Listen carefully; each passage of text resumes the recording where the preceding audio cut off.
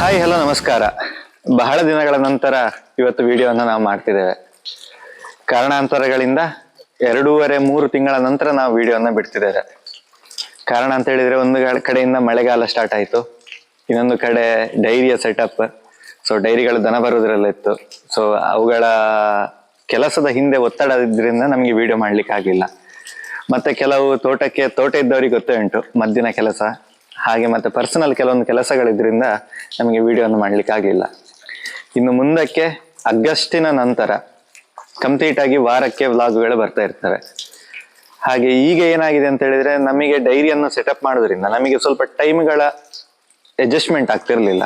ಹಾಗೆ ಒಂದು ಕಡೆಯಿಂದ ದನಗಳದ್ದು ಕೆಲಸಗಳು ಕೂಡ ಈ ಕಡೆಯಿಂದ ನೋಡ್ಕೊಳ್ಬೇಕಿತ್ತು, ಈ ಕಡೆ ತೋಟ, ಹಾಗೆ ವಿಡಿಯೋ ಮಾಡುವಂಥದ್ದು, ಹಾಗೆ ಎಡಿಟಿಂಗ್, ಇದಕ್ಕೆಲ್ಲ ಟೈಮ್ ತಾಗೋದ್ರಿಂದ ನಮಗೆ ವಿಡಿಯೋಗಳನ್ನ ಬಿಡ್ಲಿಕ್ಕೆ ಆಗಲಿಲ್ಲ.